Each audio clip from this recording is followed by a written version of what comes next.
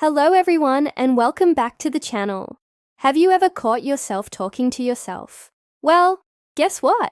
You're not just being quirky. You're actually using a fascinating part of grammar called reflexive pronouns. Today, we're going on a narrative journey to unlock the magic of these words. Myself, yourself, himself, herself, itself, ourselves, yourselves, and themselves. Forget dry grammar rules. We're going to learn through stories. Let's start with Alex. Alex wanted to build a bookshelf. His friends offered to help, but he said, "No thanks. I want to build it myself." By using myself, Alex is emphasizing that he is the one doing the action. The action of building reflects back on him. He didn't just build a bookshelf. He proved to himself that he could do it. See, the pronoun reflects the action back to the subject Alex.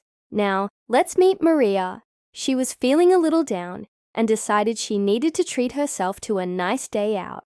She went to her favorite cafe, bought a new book, and spent the afternoon reading in the park. She told her friend later, "I just needed a day to myself." Here, herself shows that the action of treating is directed back at Maria. It's all about self-care and focusing the action inward. It's a wonderful way to express taking care of one's own well-being. What about a group? Imagine a team that just won a major championship.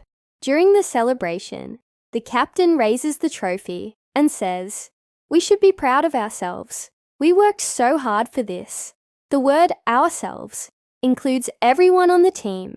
The pride they feel is directed back at the entire group. It unites them, showing that the achievement belongs to every single member who contributed. Ourselves is powerful because it reinforces a collective identity and shared success. Sometimes, these pronouns add emphasis.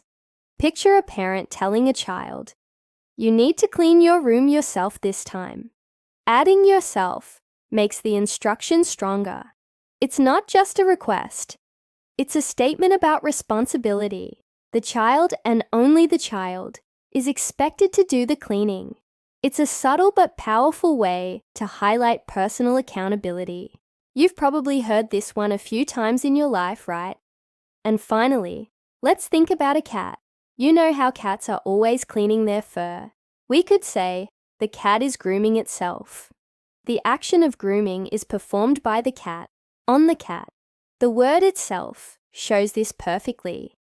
The subject and the object of the action are the same.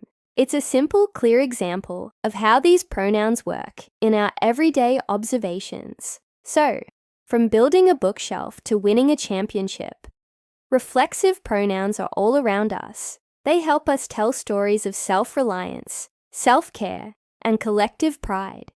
They add emphasis and clarity to our sentences. The next time you talk to yourself, remember you're just practicing excellent grammar. I hope these stories helped you understand the magic of reflexive pronouns.